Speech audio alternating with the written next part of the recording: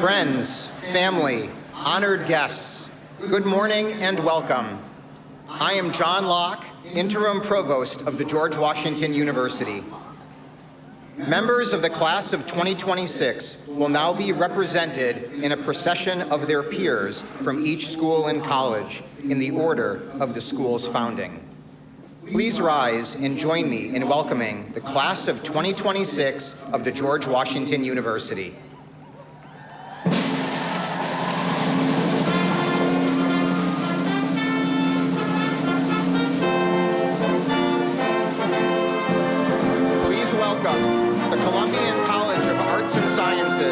Led by flag bearer Christian Marchese.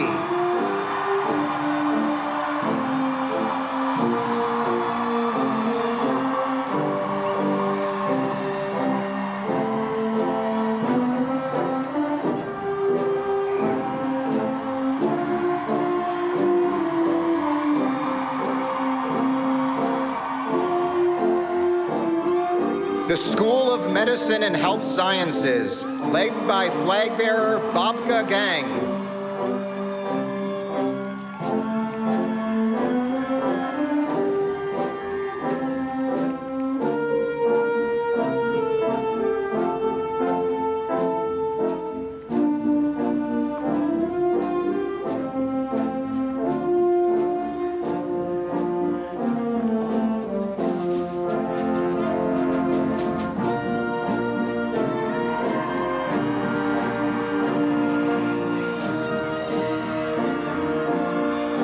George Washington University Law School, led by flag bearer Suhei Chi Chen.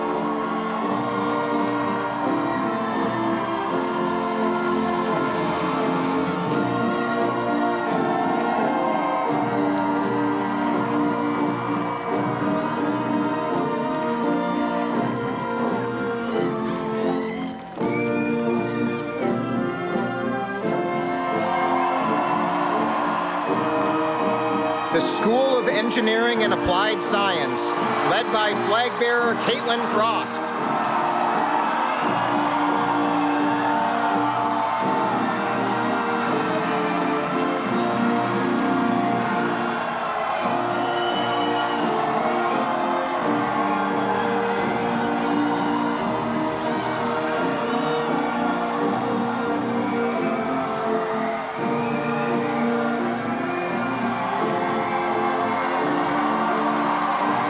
The Graduate School of Education and Human Development, led by flag bearer Muyen Marianne Chiu.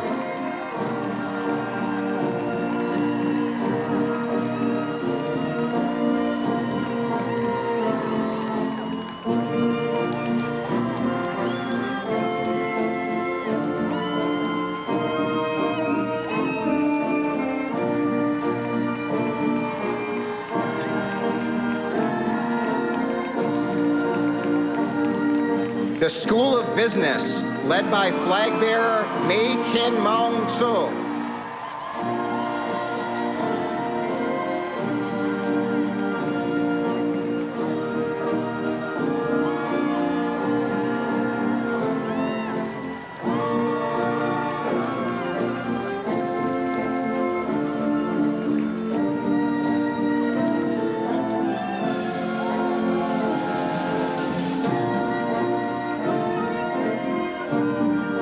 The Elliott School of International Affairs, led by flag bearer Alicia Paris.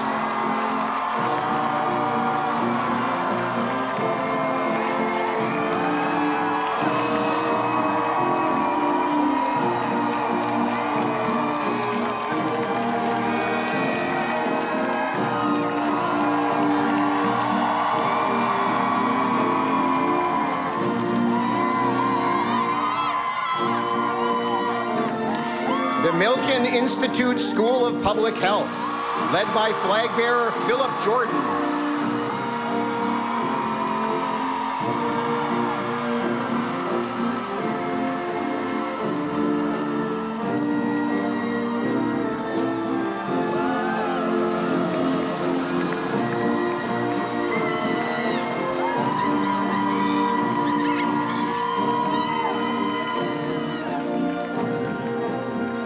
College of Professional Studies, led by flag bearer Diana Guahan.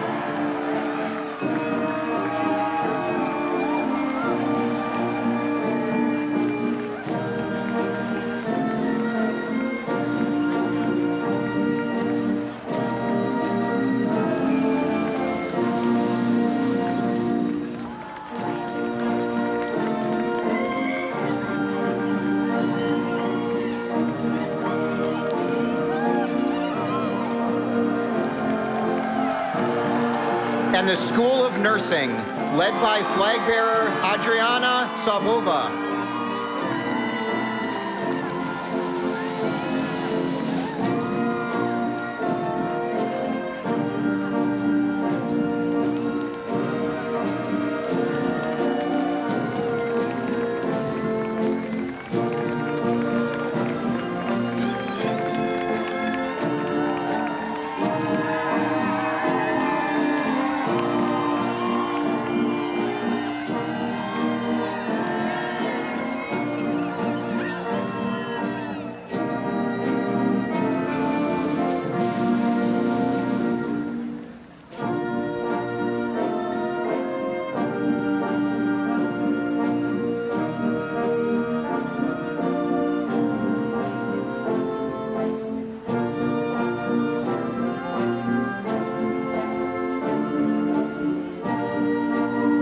Now, please welcome the faculty of the George Washington University.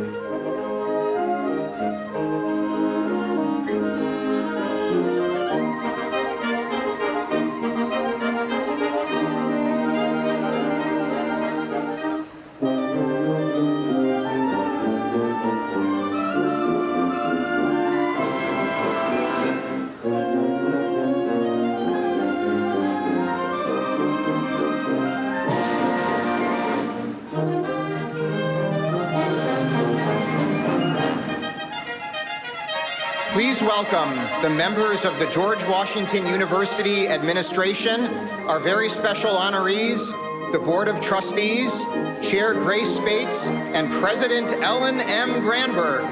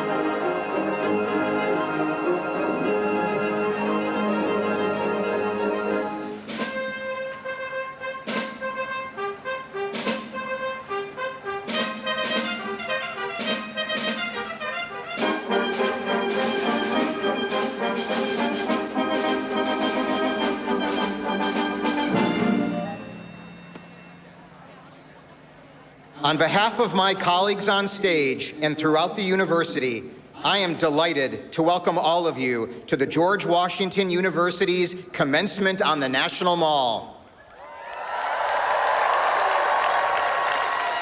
We will continue our ceremony with the presentation of the colors by the George Washington University Naval Reserve Officer Training Corps' Ceremonial Color Guard, and the national anthem sung by Millicent Scarlett, a professor in the Department of Music.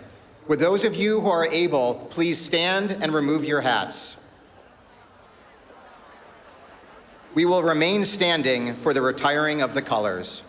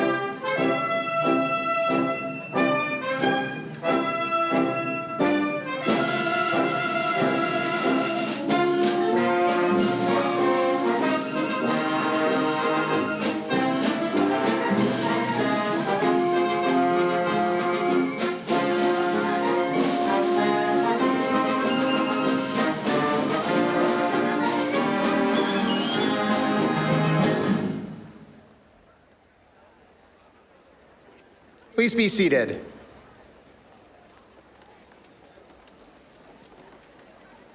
It is now my pleasure to introduce Grace Spates, a GW alumna who finishes her 7-year term as chair of the university's Board of Trustees this month. Chair Spates, the podium is yours.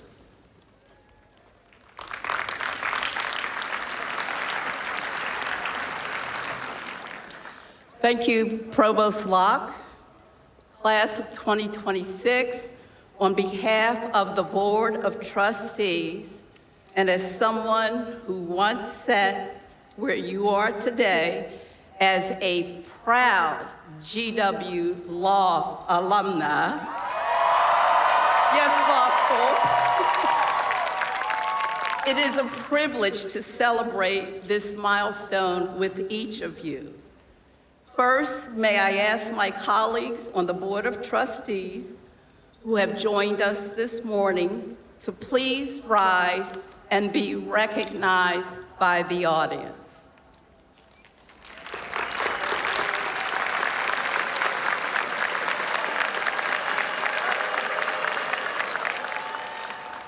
Trustees, thank you for your leadership, your service, and your unwavering commitment to the George Washington University.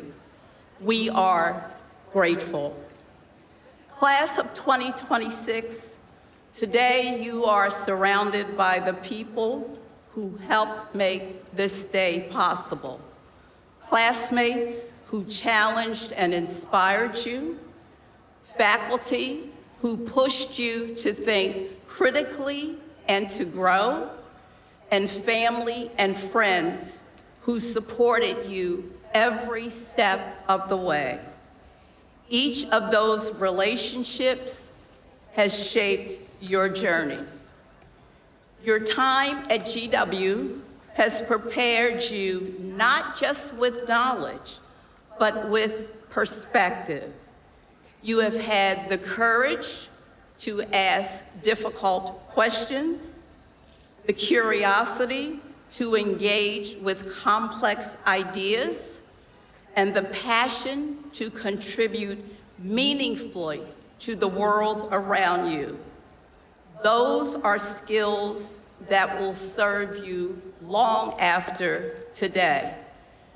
But just as important as what you have learned is who you have become. You are leaving this university more confident, more resilient, and more prepared to lead. After today, you are joining a powerful network of GW alumni that extends around the world. The network is a community of individuals who are making a difference in every field imaginable. Wherever your path takes you, you will find a GW alum anywhere you look. I encourage you to stay connected to each other and to the university.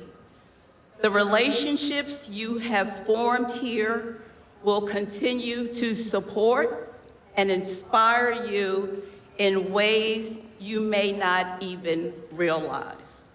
On behalf of the Board of Trustees and the entire GW community, I wish you success, purpose, and fulfillment in all that lies ahead. We are very proud of you. We are excited for you. And we cannot wait to see the impact that you will make. Congratulations, class of 2026.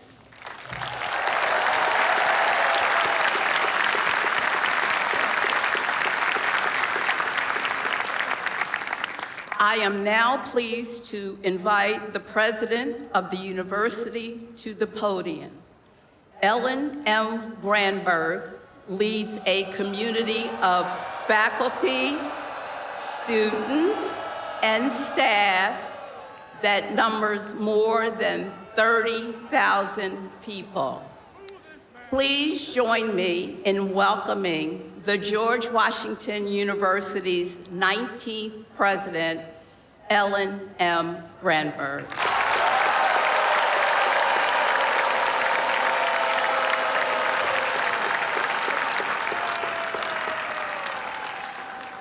Well, thank you, Chair Spates. University trustees, honorees, faculty, staff, alumni, family and friends, and of course, the members of the class of 2026. Good morning and welcome to the George Washington University's 2026 commencement ceremony here on the National Mall. As we sit here today, with the Washington Monument as our backdrop, we are celebrating an extraordinary milestone for this graduating class of 2026. To our graduates, this is your day. Like almost every important moment in life, walking with you every step of the way has been a network of people, parents, siblings, partners, children, mentors, and friends whose love, encouragement, and support have helped make this day possible. In honor of them, I would like to continue an important commencement tradition. Will all the parents, friends, and family members of the class of 2026 please rise if you are able to accept our congratulations and our thanks.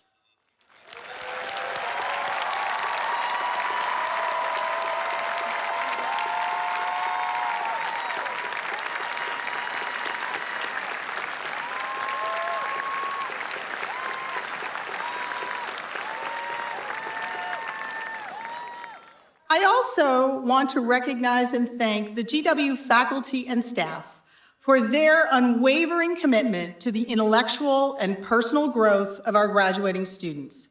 Please join me in giving a round of applause to our incredible GW faculty and staff.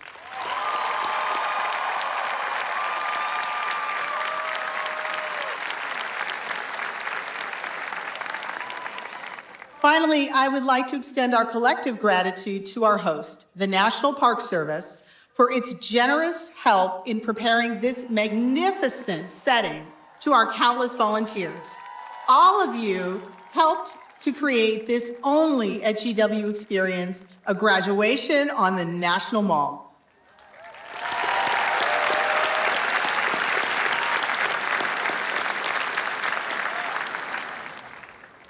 And to the George Washington University class of 2026, congratulations. This morning, you stand together in the great tradition of GW revolutionaries, poised to build on the strong foundation that you created here to go on to impact every field imaginable. You came to GW and the nation's capital driven by the possibility and promise of this consequential city. You came to be right here, in the middle of the action, not standing on the sidelines. You came to prepare yourselves to be strong and resilient leaders. You came here so that you could change the world, and in the process, give voice to the causes that you believe in. And doing all that here in DC added so much to your GW experience. You jogged along the National Mall, watching the sunrise over the Capitol Dome. Your footsteps echoed in the halls of Congress as you added your voices to those historic chambers. You studied just steps away from the World Bank, the State Department, and the Smithsonian, and you worked there as well with economists, intelligence experts, scientists, historians, and many, many others, giving you a front row seat to the programs and professions that change the world at scale. Here at at GW, you have left your own indelible mark as members of the class of 2026. Your class regularly packed the House to see visiting legislators, cabinet members, and Supreme Court justices. We may be the only university in America whose moot court competition in the law school fills a 1,500-seat auditorium every single year.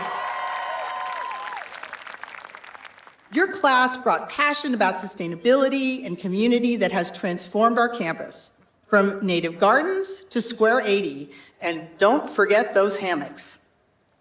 Of course, these memories and milestones don't change the fact that this is an uncertain and bewildering moment for a lot of reasons. I feel it, and I know many of you do too. So much is happening that is beyond our control, from an unpredictable economy to increasing polarization across our own country to rapid changes in technology that are redefining entire professions. This moment raises questions for all of us about our democracy and economy, about the job market, about how we can still make a difference. All of these questions are very important, but today I would like to focus on that last one because to me, the desire to make a difference defines the spirit I see in GW students every day.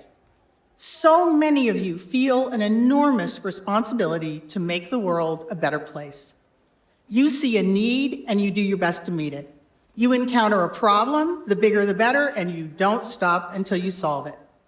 That drive to make a difference, to make the world a better place, is the story of America itself. This year marks the 250th anniversary of the signing of the Declaration of Independence. Imagine the responsibility felt by those who came together to draft that document. They carried the weight of an entire country's future on their shoulders. They saw a problem and met it head on, not knowing what would happen next. They stood together despite deep disagreements and fierce opposition because they believed they could build something better. They believed that they could make a difference. Their example and yours remind us that being a revolutionary doesn't mean we always agree or that we're always certain. It's about having the courage to move forward together in pursuit of something greater than ourselves. And you, class of 2026, did just that at GW. You saw a need to support transfer students, so you founded the GW Transfer Student Association. You saw gaps in healthcare, so you developed award-winning apps, streamlined lab workflows, created caregiver navigation to help dementia patients, and many others. You saw a need to promote civil discourse, so you revived GW's great tradition of student-led policy debates on campus. Here in Washington, D.C., a city shaped by argument, ideas, public service, and democratic debate, that effort carried special meaning. And these are just some of the many ways that this remarkable class defines what it means to be a revolutionary. Class of 2026, here is my charge to you. In the face of the uncertain and the unknown, draw on the strength and friendships you forged here at GW. Show up for one another and for the causes you care about. Believe in yourself and stay true to your vision. Above all, go forth boldly with conviction and show the world what it means to be a GW revolutionary. Congratulations, class of 2026, and raise high!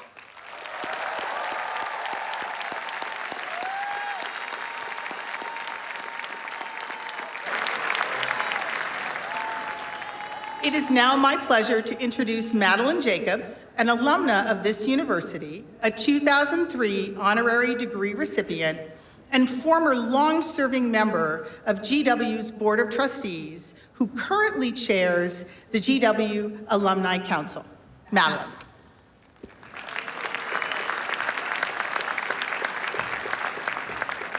Thank you, President Granberg. Graduates, what a joy it is to celebrate this moment with you. As I look out at the thousands assembled here, I am struck by the powerful sense of continuity. I am a proud graduate of the Columbian College of Arts and Sciences with a Bachelor of Science degree in chemistry and an honorary doctorate. Now, as chair of the GW Alumni Council, I have the privilege of welcoming each of you into the alumni community. We celebrate all of you on this important milestone as you embark on the next chapters of your lives as scholars, as leaders, as change makers, and as proud alumni of the George Washington University. As a GW graduate, you now join a global community of more than 350,000 alumni around the world, individuals who lead with knowledge, purpose, and a commitment to making a difference. We are honored to have with us today some very special members of our alumni community. We have several GW Monumental alumni, graduates who have made an impact on the world through their work and service, and have made enduring contributions that offer inspiration and exemplify the potential for those who hold a degree from George Washington. Please join me in giving all our monumental alumni a round of applause.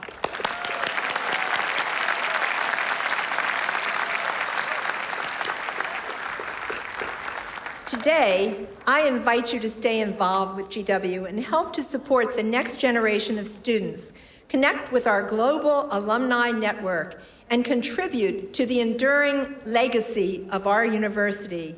On behalf of the entire alumni community, congratulations, class of 2026, and raise high.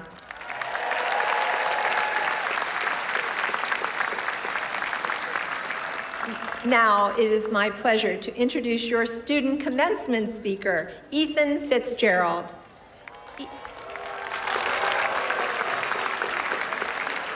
Ethan is graduating today with a master's degree in political management from the College of Professional Studies. He is now a double alum of GW, having already received his Bachelor of Arts summa cum laude in political science and organizational sciences. As a revolutionary, he served as a Student Government Association president and founded Students for Mental Health Action, a coalition that advocates directly to Congress for bipartisan mental health legislation. He has built experience across government, campaigns, nonprofit advocacy, and political organizing, including internships in the San Diego Mayor's Office and on Capitol Hill. He plans to continue a career in public service with interests in healthcare access, housing affordability, and building a government that is more responsible to the people it serves. Please join me in welcoming Ethan Fitzgerald to the podium.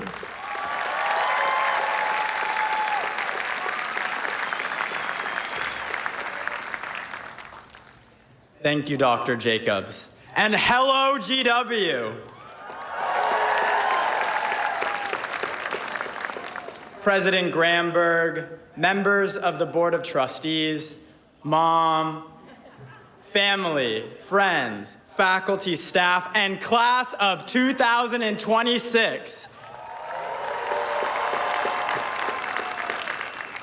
I am Ethan Fitzgerald, and it is my great honor to be standing here with you today. So, after long nights, early mornings, countless hours in Gelman Library, course registration battles that humbled even the most organized among us, GW deli lines that became a campus rite of passage, and enough free Red Bull to power this entire ceremony, we made it.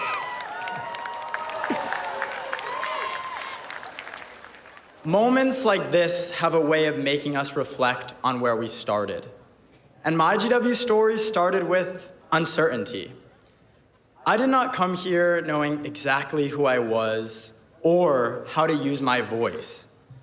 Like many of you, I came here to find it, to find myself, my direction, my place in the world.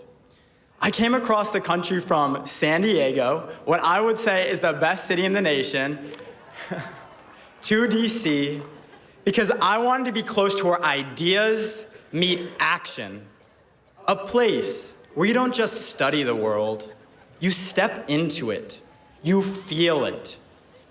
And over time, I realized something simple and true. Life does not give you all the answers. Moments do not wait until you feel ready. They show up when least expected and ask something of you. The first person I ever saw meet the moment was my mom. When I was 5, my dad passed away from cancer. Overnight, the weight of 2 people's responsibilities fell on one. While grieving, my mom kept going, showing up to work, showing up for me, holding everything together when our world had fallen apart. She did not get to feel ready. She did not get to pause. She met the moment anyway. And everything in my life, including standing here today, exists because of what she did.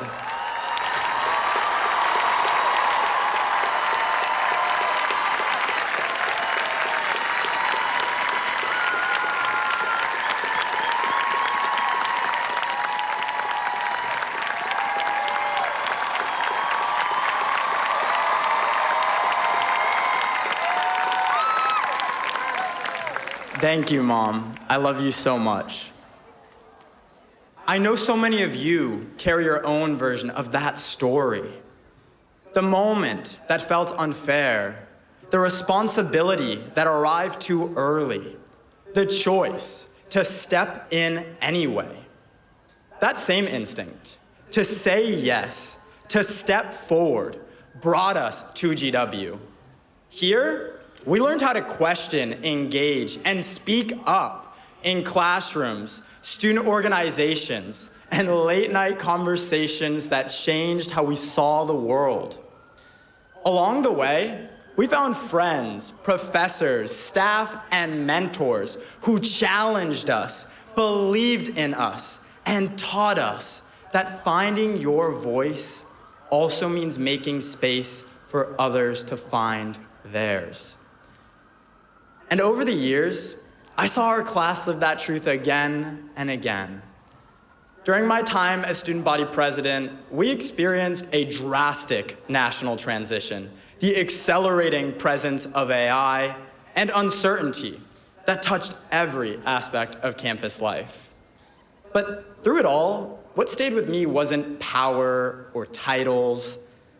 It was watching students step up, advocating, building community, meeting moments we never asked for, but answered anyway. That's what GW instilled in us. Greater confidence, sharper questions, proximity to power and the responsibility that comes with it, especially at a time like this. We are living in a moment where education, research, science, and free expression are under attack.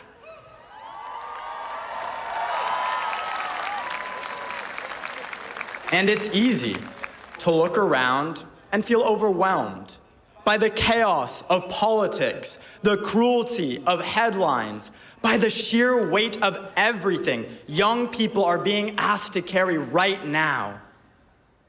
But hear this. It is in these difficult moments that our work matters most. What you earned and learned here cannot be taken from you. Not by politicians, not by power, not by anyone who fears a generation that knows how to think.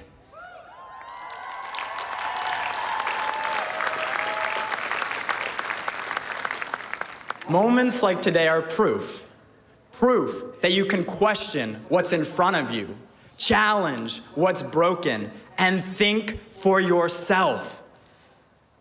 Because education is not only a privilege, it is a responsibility.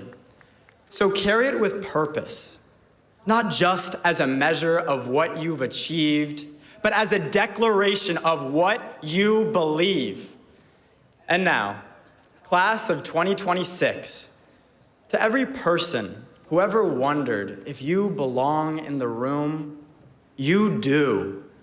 And to anyone who felt like this world wasn't built with you in mind, then let's keep rebuilding it together.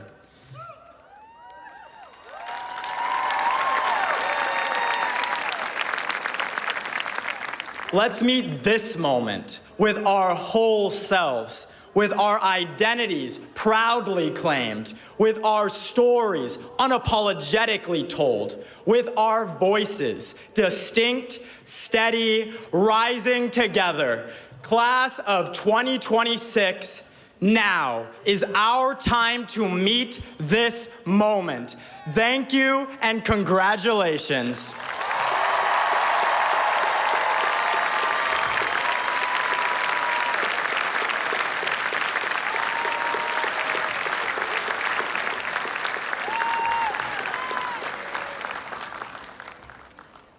Thank you, Ethan, so much for those inspiring words. It is now my pleasure to confer the honorary degrees. These remarkable individuals have achieved prominence in their fields of public service, in their commitment to their communities, in music and entertainment, and in broadcasting and journalistic excellence. After each candidate is presented by a graduating student, Provost Locke will read their citation and assist with the awarding of their doctoral degrees. The recipient of the first honorary degree this morning will be introduced by Kirsten Colmenares. Kirsten is graduating with a Bachelor of Arts in Marketing and French Language and Literature. Her studies in French, combined with her background in Spanish, have deepened her global outlook and strengthened her ability to connect through culture, particularly within multilingual and diasporic communities. At the university, she donated her time to volunteer with the Honey W. Nashman Center for Civic Engagement and Public Service, supporting GW Votes and tutoring with Math Matters. Kirsten.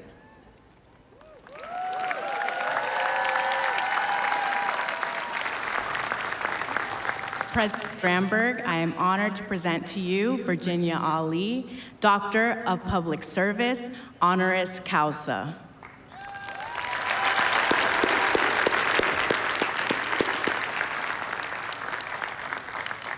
Virginia Ali is a pioneering entrepreneur, civic leader, and cultural steward whose life work has helped define the spirit of Washington, D.C. As co-founder of Ben's Chili Bowl, established in 1958, with her late husband, Ben Ali, she built one of the city's most iconic and enduring small businesses. For nearly 7 decades, the restaurant has served as a gathering place for presidents, civil rights leaders, artists, students, and neighbors, becoming a landmark of community, culture, and connection in the nation's capital. Over the years, Mrs. Ali has guided the growth of Ben's Chili Bowl from a neighborhood establishment into a nationally recognized institution, expanding to new locations while preserving its family ownership, local roots, and commitment to community service. Her approach to business has long been grounded in mentorship, opportunity, and care for the people and neighborhoods she serves. That same spirit of service has animated her broader civic life. Mrs. Ali has been a tireless advocate for small businesses, minority entrepreneurship, historic preservation, and civic engagement. Through her leadership and service, she has helped strengthen the cultural and economic fabric of Washington, D.C., and has become a respected ambassador for the city. Mrs. Ali's many honors include the James Beard Foundation's America's Classics Award, the National Humanities Medal, and induction into the Washington Business Hall of Fame. That history is now preserved for future generations in the Ben's Chili Bowl archives in the GW Gelman Library's Special Collections Research Section.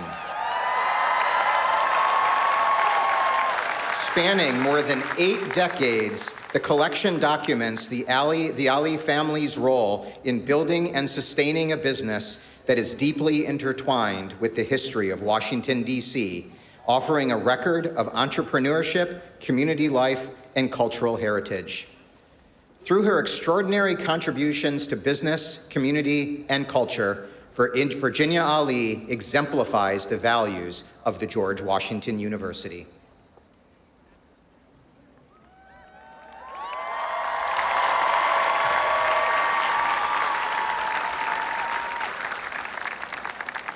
Virginia Ali, in recognition of all the foregoing, and by virtue of the authority granted to me by the Congress of the United States of America, vested in the Board of Trustees of the George Washington University, I hereby confer on you the degree of Doctor of Public Service, honoris causa, and declare you fully entitled to all of its rights, honors, privileges, and responsibilities.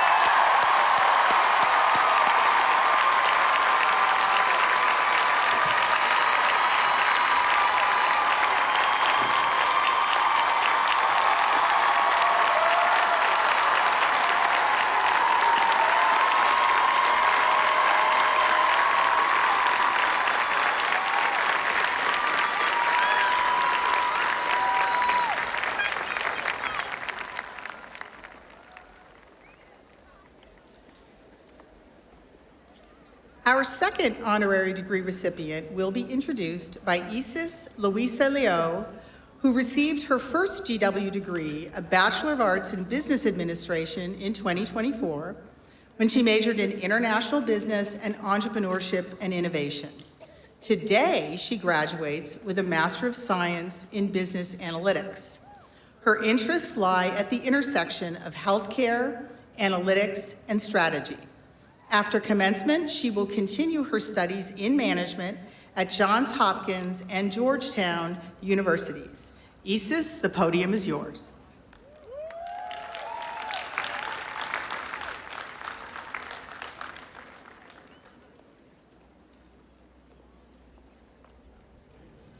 President Granberg, I'm honored to present to you Michelle Anthony, Doctor of Humane Letters, honoris causa.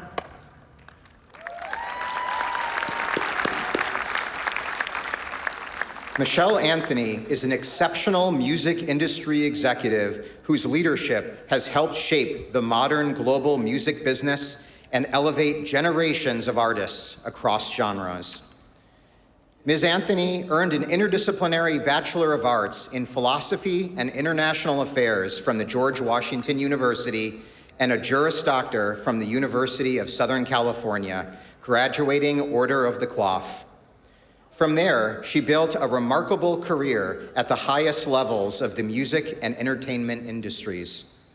As Executive Vice President of Universal Music Group, Ms. Anthony is a member of the senior management team working to maximize commercial and strategic opportunities, establish new revenue streams, form alliances, and create special projects, including film, television, and theater. Prior to joining Universal Music Group, Ms. Anthony founded 7H Entertainment, a consulting and artist management firm representing globally acclaimed artists such as Pearl Jam, Prince, Bjork, Soundgarden, and Black Sabbath. Earlier, she served as President and Chief Operating Officer of the Sony Music Label Group, US, after beginning her career as an entertainment attorney in Los Angeles, where she represented major recording artists and bands like Ozzy Osbourne and Guns N' Roses. Across each phase of her career as attorney, executive, entrepreneur, and strategist, Ms. Anthony has demonstrated leadership, creative vision, and made a profound impact on the evolution of the music industry. Her influence has been widely recognized, including by The Hollywood Reporter and Billboard, which named her Female Executive of the Year. She is a permanent member of the Billboard Women Music Hall of Fame, and she received honors including the Clio Music Impact Award, the UJA Federation of New York's Music Visionary of the Year Award, and the TJ Martell Legends Award. Beyond her professional achievements, Ms. Anthony has shown a deep commitment to advancing the cultural and social impact of music and been an advocate for women's rights and equality, having worked alongside Gloria Steinem for more than 30 years. Through her service on boards, including the Rock and Roll Hall of Fame, Global Citizen, and the Recording Industry Association of America, she has supported initiatives that expand opportunity, promote equity, and affect change. Through her extraordinary career and enduring connection to her alma mater, Michelle Anthony exemplifies the values of the George Washington University.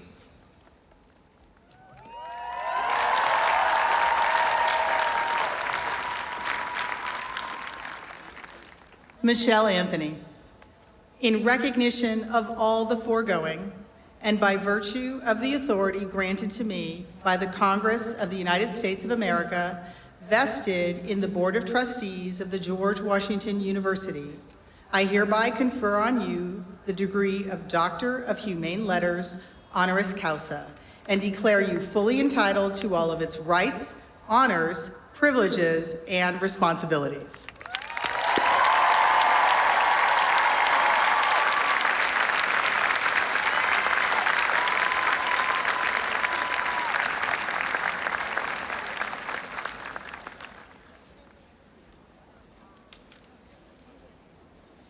Our third honorary degree recipient will be introduced by Lucy Bird, who is graduating from the Columbian College of Arts and Sciences with a Bachelor of Arts in Economics and Political Science with a concentration in Public Policy. Lucy has combined academics with public service through internships in the Senate and the U.S. Department of Treasury. She is a Columbian College Scholar, a member of the Dean's List, and has received the President's Volunteer Service Award. She recently served as Vice President of the GW Students for Indigenous and Native American Rights. After commencement, she will serve a year in AmeriCorps as a volunteer in service to America with Habitat for Humanity. Lucy. President Granberg, I am honored to present to you the Honorable William E. Gergerick Hensley, Doctor of Public Service, honoris causa.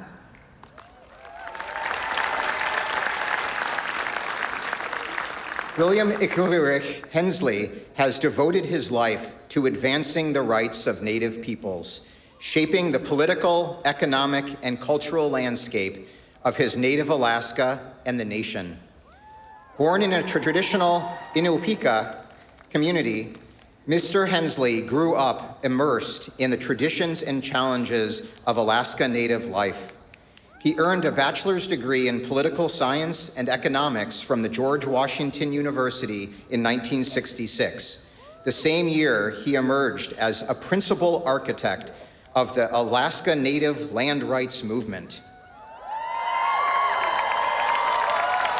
His landmark essay, "What Rights to Land Have the Alaska Native?" catalyzed a statewide movement and led to the formation of the Alaska Federation of Natives, where he served as president, executive director, and co-chair. That movement culminated in the Alaska Native Claims Settlement Act of 1971, securing the largest land claim settlement in U.S. history, nearly 44 million acres and $1 billion returned to Alaska Native peoples. Mr. Hensley carried that commitment into the economic sphere as a founding director of the NANA Regional Corporation, guiding the development of the Red Dog Mine and building partnerships that brought lasting opportunity to Native communities. He co-founded the Maniilkak Association to deliver essential health and social services across Northwest Alaska, and served in both chambers of the Alaska Legislature and as Commissioner of Commerce and Economic Development. As a distinguished visiting professor and author of the acclaimed memoir, 50 Miles from Tomorrow, he has educated and inspired new generations about Alaska's history and the enduring struggle for Native sovereignty. Through his life of public service and advocacy, William Gergerick Hensley embodies the values of the George Washington University.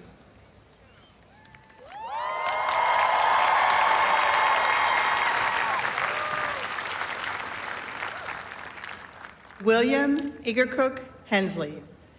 In recognition of all the foregoing, and by virtue of the authority granted to me by the Congress of the United States of America, vested in the Board of Trustees of the George Washington University, I hereby confer on you the degree of Doctor of Public Service, honoris causa, and declare you fully entitled to all of its rights, honors, privileges, and responsibilities.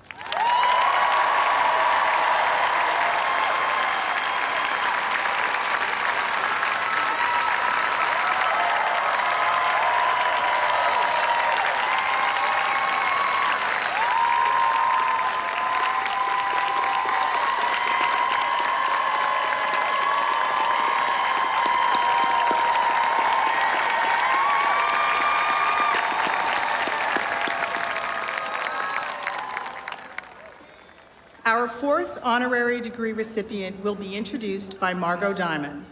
Margot is graduating from the Columbian College of Arts and Sciences School of Media and Public Affairs with a Bachelor of Arts in Journalism and Mass Communication. She served as an ambassador for the school and contributed to the university's student newspaper, the GW Hatchet. She is passionate about journalism and the role of an independent press. After commencement, she will join the New York Times as an associate in communications and brand strategy. Margot. President Gramberg, I'm honored to present to you Rebecca Cutler, Doctor of Humane Letters, honoris causa.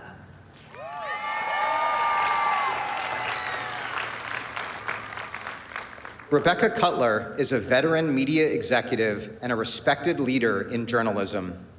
Ms. Cutler earned a Bachelor of Arts in Political Communication from the George Washington University and a Master of Arts in Journalism from Columbia University, building a foundation for a career defined by editorial excellence and innovation.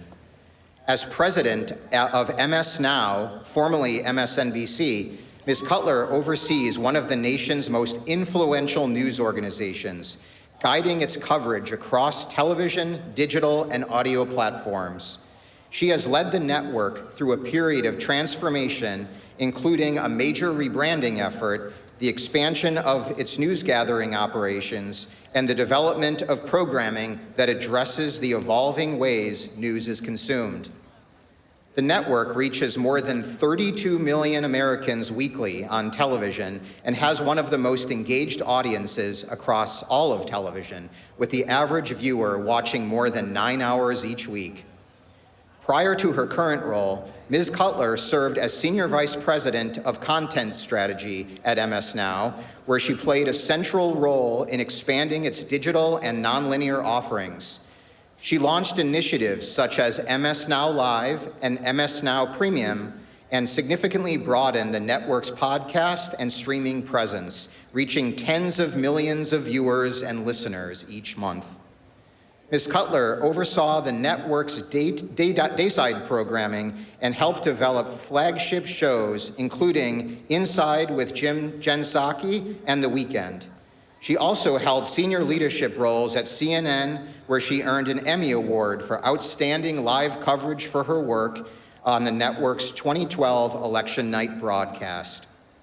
Throughout her career, Ms. Cutler has demonstrated exceptional leadership and editorial vision, advancing journalism in a rapidly changing media landscape while maintaining a commitment to trusted, high-quality reporting and analysis. Through her work in media and public discourse, Ms. Cutler embodies the values of the George Washington University.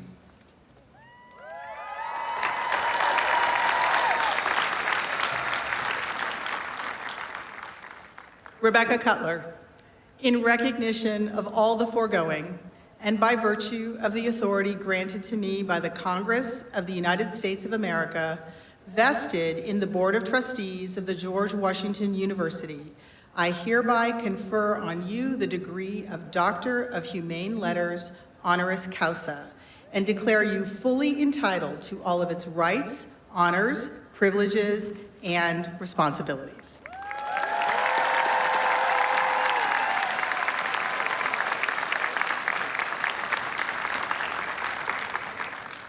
Now, will you please all join me in giving a warm welcome to our commencement speaker, Rebecca Cutler.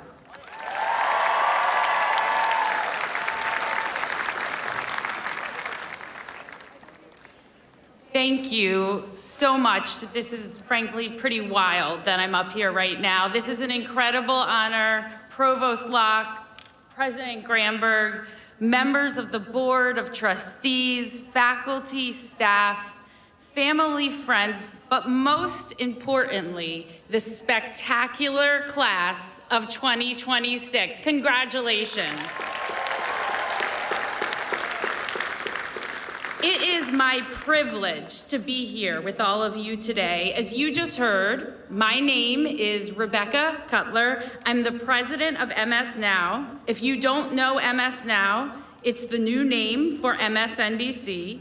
If you don't know MSNBC, it's a news channel that started on cable television. And if you have no idea what cable television is, think about maybe a YouTube channel that runs 24/7 on your parents' TV. But today, I am here as a proud member of the GW class of 2001. I remember the ups and downs of my GW experience, from nighttime strolls around these very monuments where we're sitting today, to the chaos that was Thurston Hall. And I've been exactly where you sit. Well, almost where you sit. I have a confession to make. I may have graduated 25 years ago, but this is my first GW commencement. I actually skipped my own. And that's pretty ironic because one of the most important lessons that I learned at GW, it's the power of showing up. And that is what I want to talk to you about today. So what do I mean when I say showing up? Well, I am sure you can all think of moments when showing up is pretty easy. That's how I felt when I first visited GW. See, I have always been obsessed with political news. So when I learned on that campus tour that one of GW's own professors was married to one of my journalism heroes, then ABC News anchor Cokie Roberts, and that taking his class might help you get an internship with her, I rushed home and I immediately applied early decision. Now that's an example of showing up for something you're excited about. But in my experience, it is actually much more important to show up when things are hard.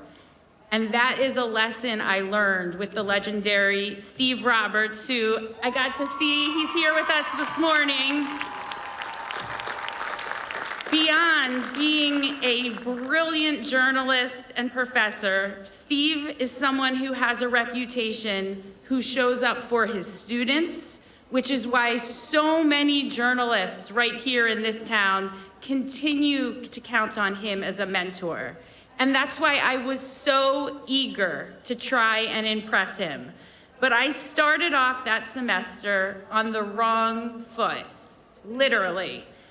I had one bad step coming out of my apartment right over there at the Statesman on F Street.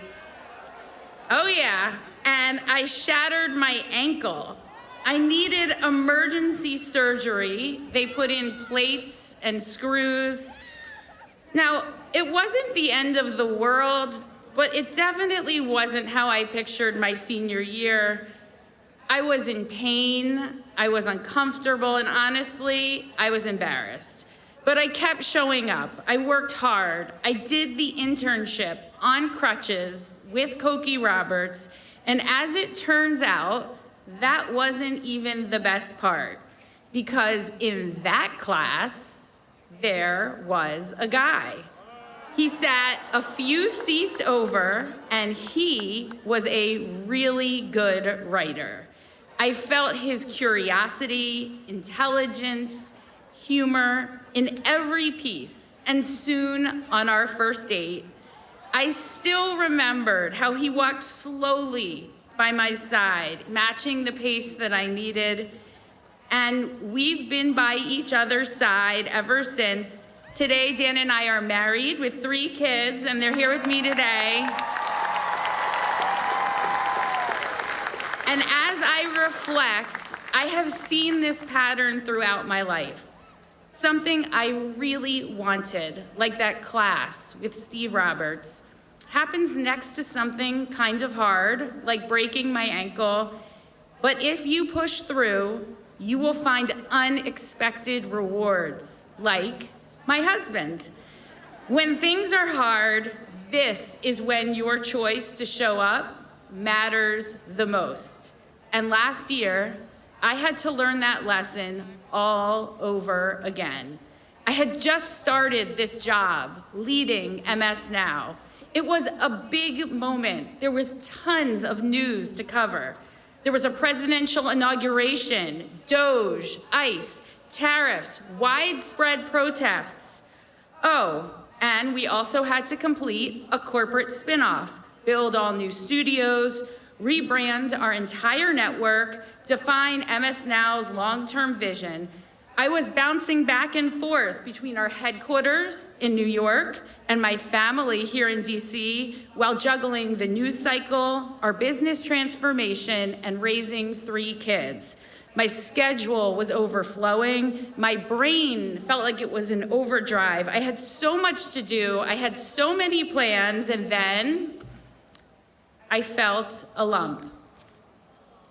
In September, I was diagnosed with breast cancer.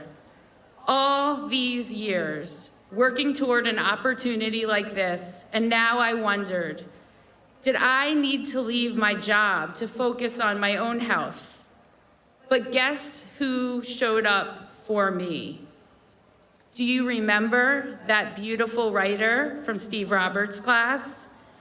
Through the last 9 months of surgery, chemotherapy, radiation, and all of the indignities that cancer inflicts, Dan has been everything for me and for our kids. He took a leave of absence from his job so I could keep doing mine.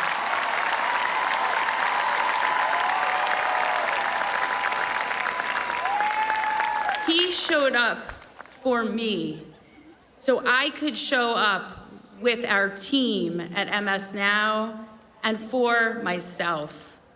And now, after months of treatment, I stand here today with you, still the president of MS Now, still the mom of 3 fantastic kids, and cancer-free.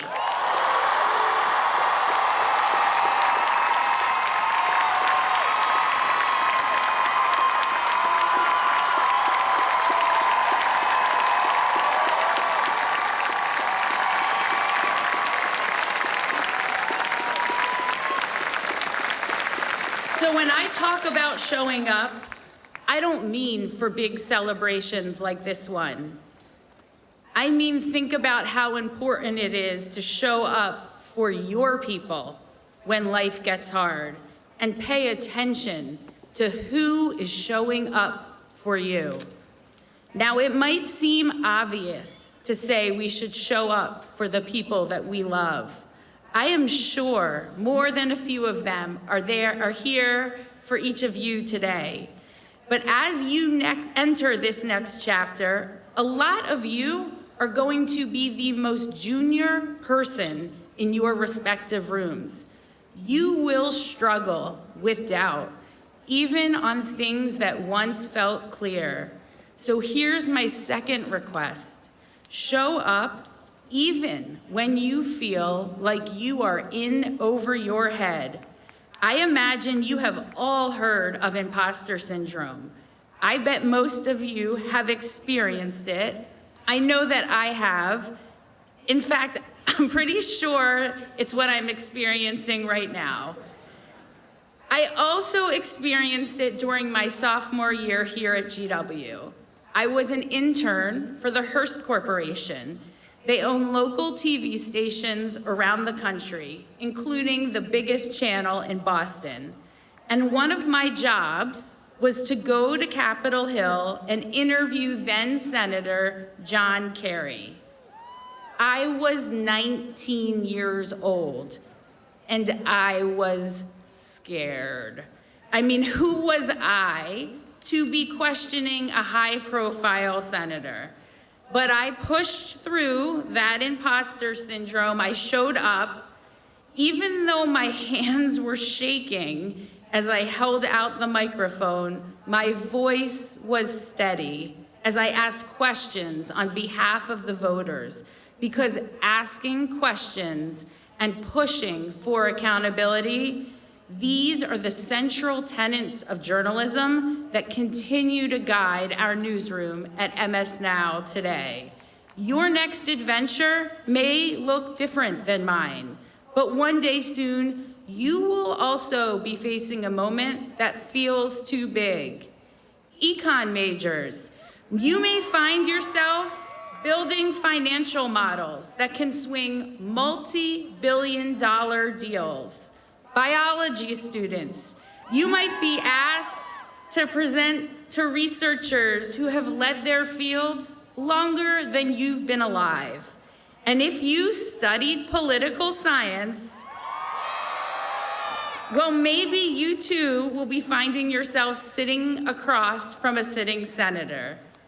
In these moments, a voice in your head may tell you that you don't know enough to be there.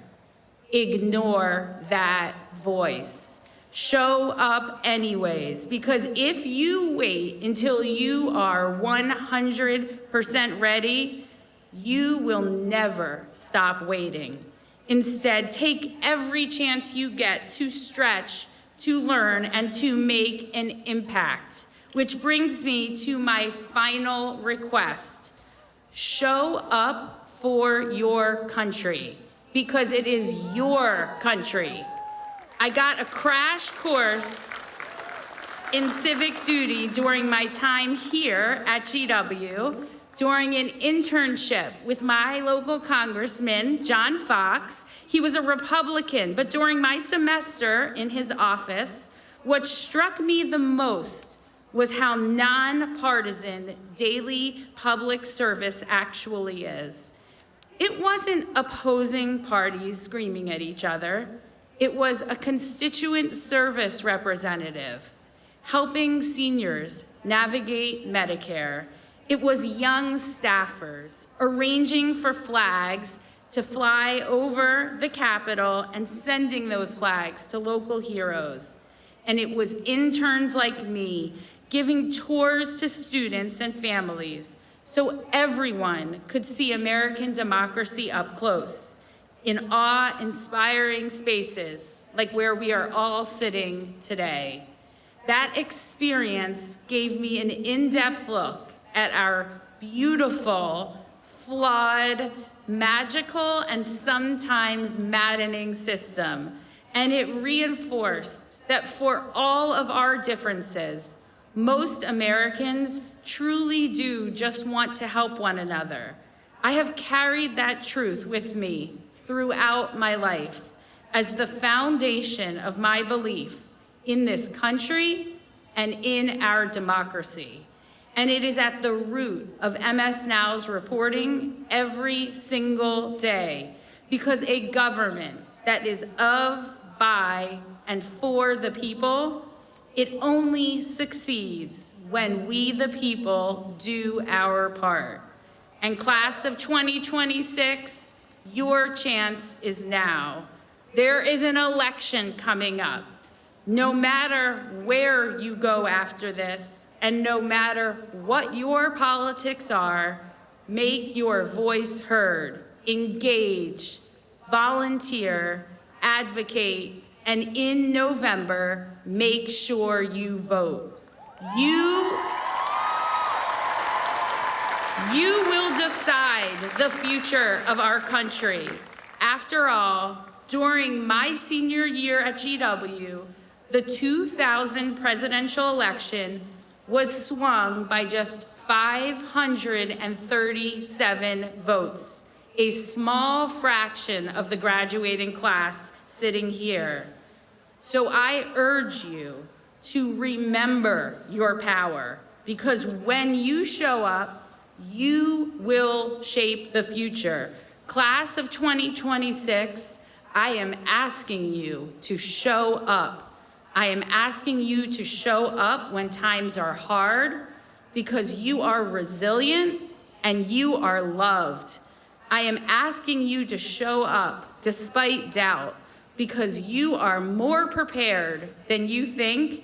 And I am asking you to show up to preserve our democracy, because it doesn't work without you. Since you are here today, you are already a step ahead of where I was at your age, and I cannot wait to see where each of you decides to show up next. Congratulations, class of 2026.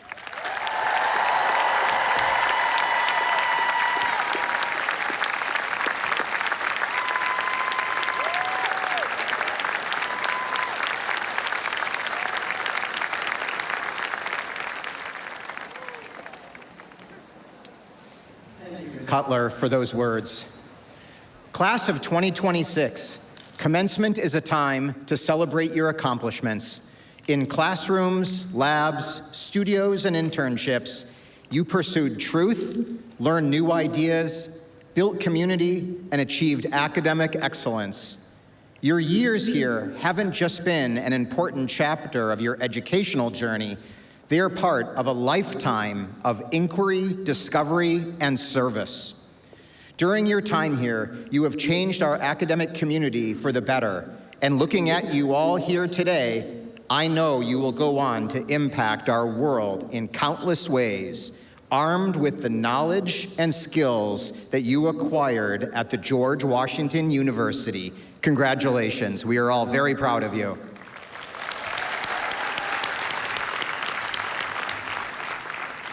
Now, the president of the university will confer the degrees. I ask the deans to rise and come forward in the order of the founding of their schools. Candidates, as your dean announces degrees from your college or school, please rise and remain standing until all the degrees of the university are called. For degrees in the Columbian College of Arts and Sciences, Dean Paul Walbeck. It is with great pride and immense pleasure that I present the graduates of the first and largest school at the university. We are the home of the engaged liberal arts. With the candidates for the following degrees, please rise. The Bachelor of Arts, Bachelor of Fine Arts, Bachelor of Science, Master of Arts, Master of Fine Arts, Master of Forensic Science, Master of Philosophy, Master of Psychology, Master of Public Administration, Master of Public Policy, Master of Science, Doctor of Philosophy, and Doctor of Psychology.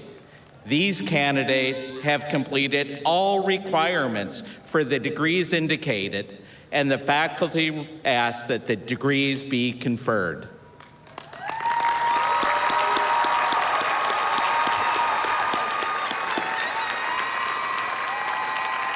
For degrees in the School of Medicine and Health Sciences, Dean Andrew Artenstein.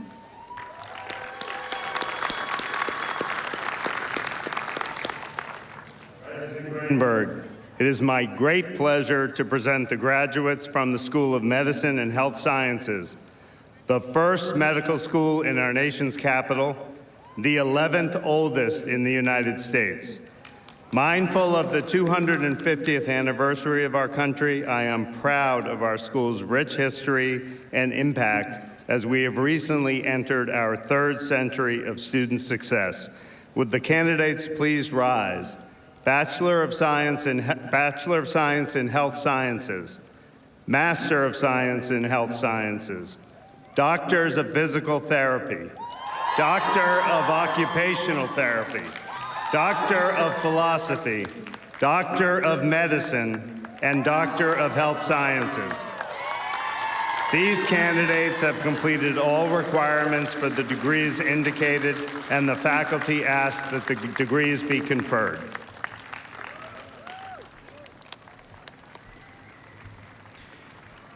For degrees in GW Law, Dean Dana Bowen Matthew.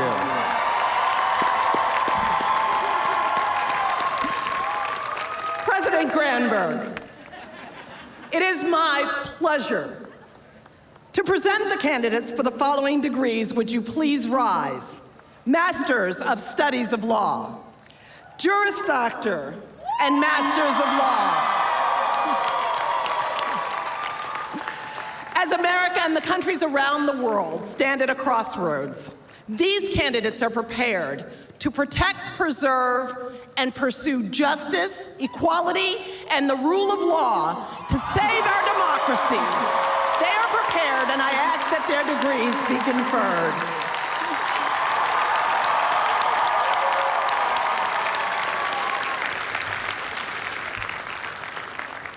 For degrees in the School of Engineering and Applied Science, Dean Jason Zara.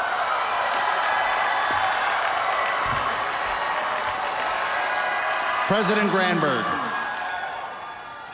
I am so very proud to present to you the degree candidates from the School of Engineering and Applied Science, whose innovations are going to change the world. Would the candidates please rise for the Bachelor of Arts, Bachelor of Science, Master of Science,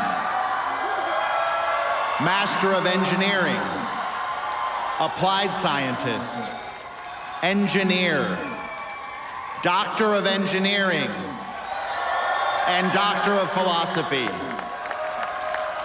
These candidates have completed all requirements for the degrees indicated, and the faculty asks that the degrees be conferred.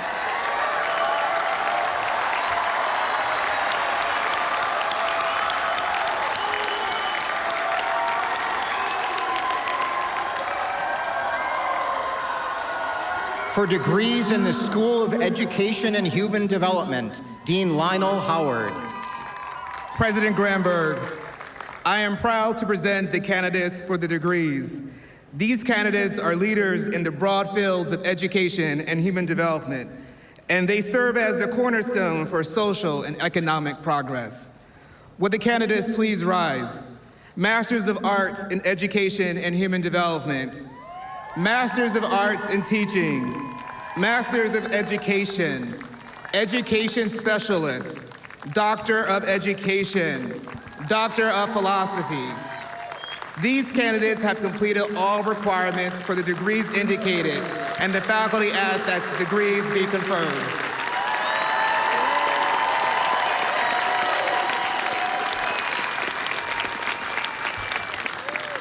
For degrees in the School of Business, Vice Dean Jürgen Walter.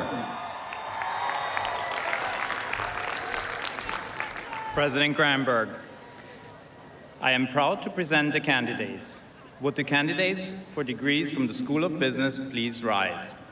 Bachelor of Science, Master of Business Administration, Master of Science, Master of Accountancy, Master of Human Resource Management, and Doctor of Philosophy.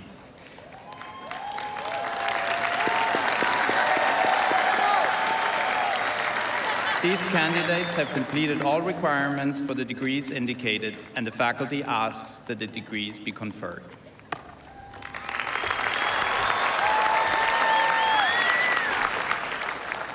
For degrees in the Elliott School of International Affairs, Dean Alyssa Ayers. President Granberg, I am so proud of the Elliott School of International Affairs and its legacy of excellence and impact. We are the only School of International Affairs located between the White House, the World Bank, and the State Department, and it is my great pleasure to present our candidates for the degrees. Would the candidates please rise? Bachelor of Arts, Bachelor of Science, Master of Arts, Master of International Policy and Practice, and Master of Science. These candidates have completed all requirements for the degrees indicated, and the faculty asks that the degrees be conferred.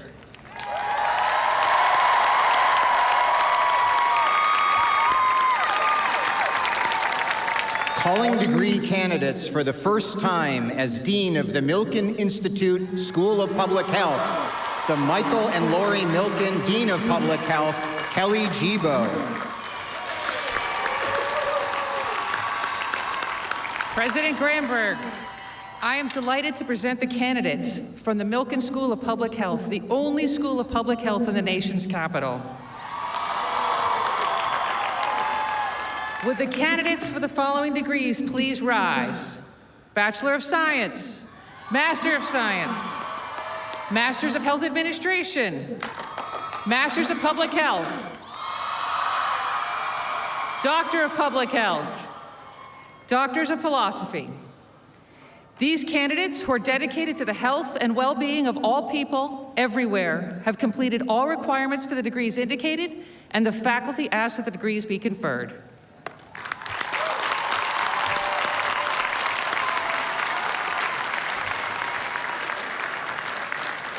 For degrees in the College of Professional Studies, Dean Liesl Riddle. President Granberg, it is my incredible honor to present the graduates of the George Washington University College of Professional Studies, grounded in applied learning and prepared as leaders in their professions to make an immediate impact. Would the candidates in the following degree programs please rise? Bachelor of Professional Studies, Master of Professional Studies. These candidates have completed all requirements for the degrees indicated, and the faculty asks that the degrees be conferred.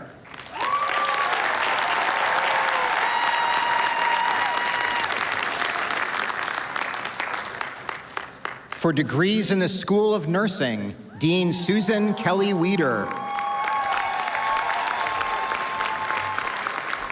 President Granberg, I am delighted to present the George Washington University School of Nursing graduates who are revolutionizing healthcare one nurse at a time. Would the candidates in the following degree programs please rise? Bachelor of Science in Nursing, Master of Science in Nursing, Doctor of Nursing Practice, and Doctor of Philosophy. These candidates have completed all requirements for the degrees indicated, and the faculty asks that the degrees be conferred.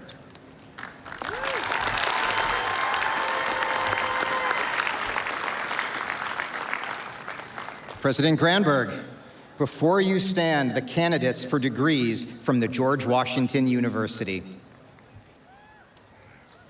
By virtue of the authority granted by the Congress of the United States of America, vested in the Board of Trustees of the George Washington University, I hereby confer your degrees and declare you fully entitled to all their rights, honors, privileges, and responsibilities.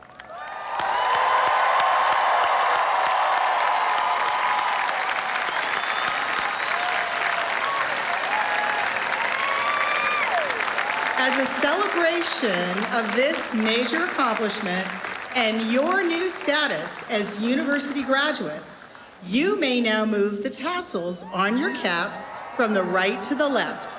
Congratulations to you all!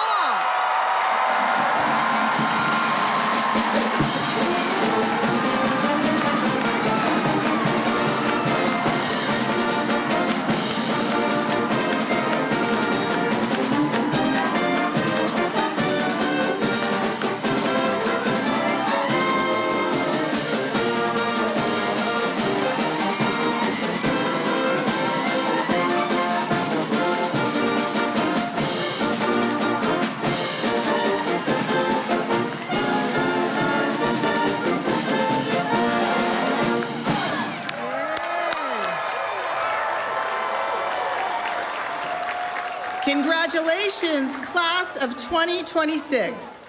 Family and friends, this concludes our ceremony. Thank you for joining us today.